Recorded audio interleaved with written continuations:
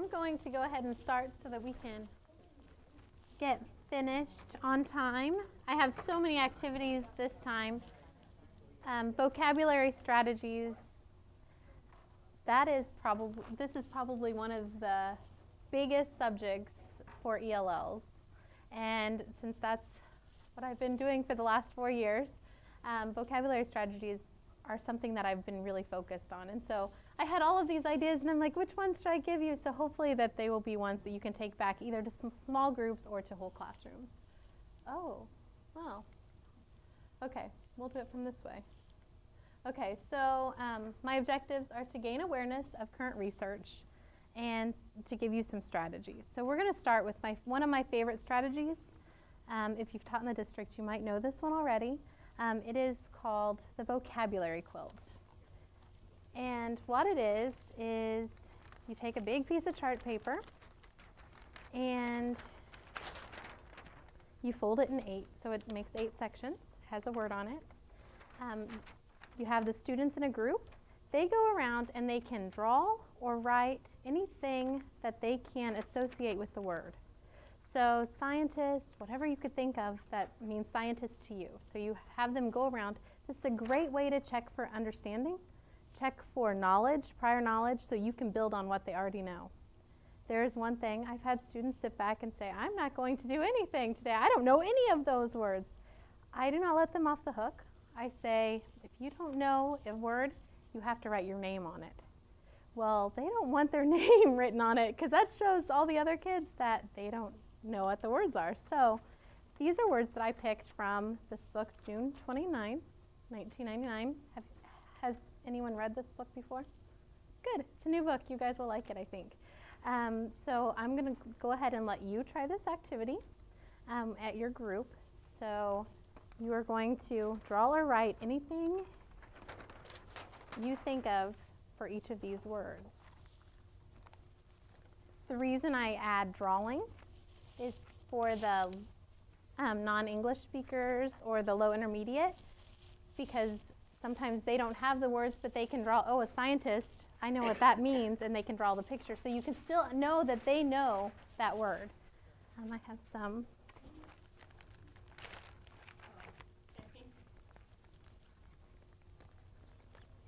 Here's some markers. So you guys are going to be in this group. You don't have to move. You can make it turn around if you want.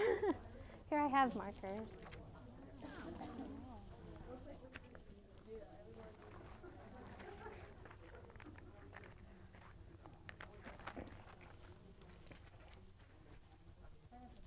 There you go. Thank you. And I'm only going to give about 5 minutes.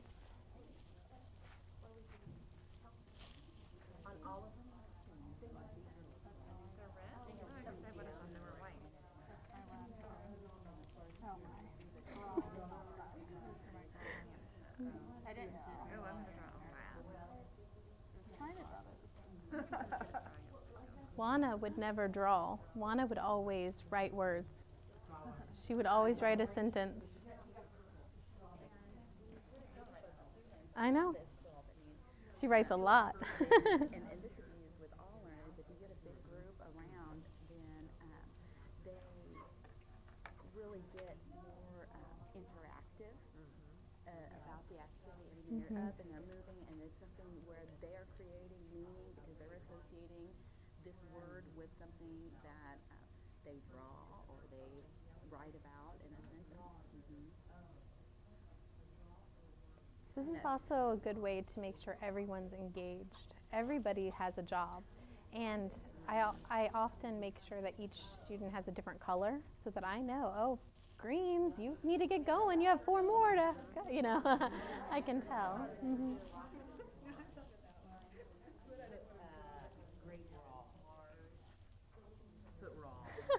You're just telling them what to write? He's telling us what to write or draw.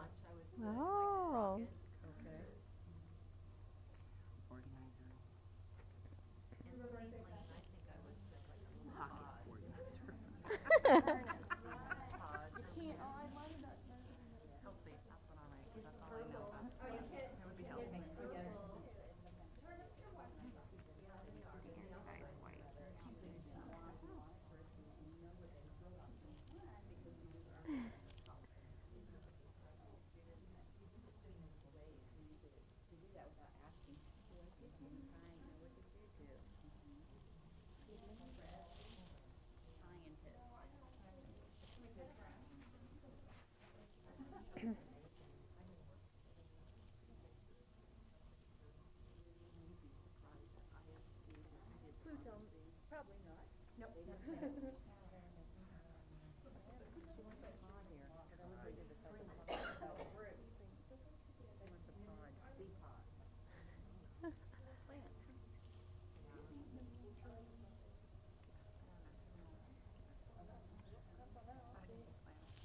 About 1 more minute, and then we're going to go on.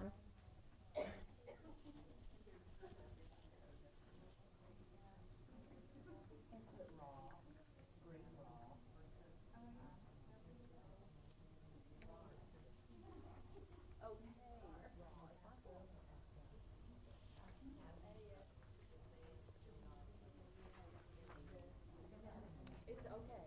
If I had to write it, I'd put okay. Oh.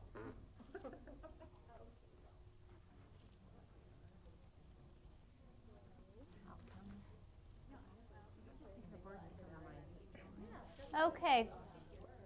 I know that you could probably go longer, but we're going to go ahead and go on. I would make sure that each student was able to write on each box. And one way that I can guarantee that is if I give each student a different color. So then I can be like, I can look and say, oh, greens, you need to get going. There's 4 blanks here. You don't have a green. So I can make sure I can hold them accountable. And to make sure everyone's engaged. No one can sit back because everybody has a job to do. Another thing we do after we do the vocabulary quilts is sometimes we look at the words and we try to guess what the story is going to be about. So if you had to guess by looking at this picture and the words, what would you guess the story could be about? Go ahead and talk to your group for 1 minute.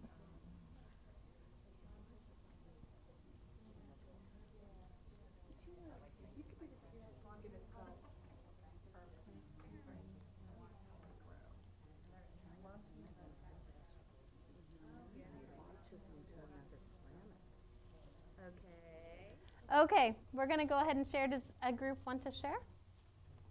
Any group? Gina, please share your group. In our group, we thought that the story might be about a scientist who does an experiment with root vegetables and shoots them to another planet. Okay. Was that similar to your groups? Yeah. Okay. So I'm just going to read this story very quickly. June 29th, 1999. It's by David Weisner.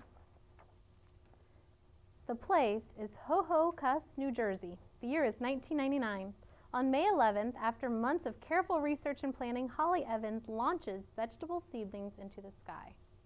After we've done the vocabulary quilt, usually while I read this story, I let the students point to the words when they hear it. It kind of becomes a game because who can hit it the fastest. So I've read a few of the words right there. On May 18th, the young scientist reports on her experiment. Holly intends to study the effects of extraterrestrial conditions on vegetable growth and development. She expects the seedlings to stay aloft for several weeks before returning to Earth. Her classmates are speechless. I love the pictures in this book. The date is June 29th. Shortly after sunrise, a member of Billings, Montana, Moose Lodge, hiking through the Rocky Mountains makes a startling discovery. Robert Bernabe is in a daze when he returns to camp. All he can say for the next several hours is, turnips.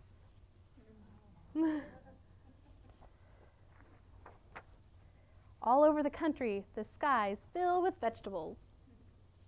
So this is also a good way to introduce lots of vocabulary for vegetables and foods. Cucumbers circle Kalamazoo. Lima beans loom over Levittown.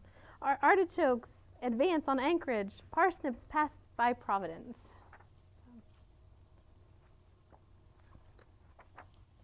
And broccoli lands with a big bounce in Holly Evans' backyard.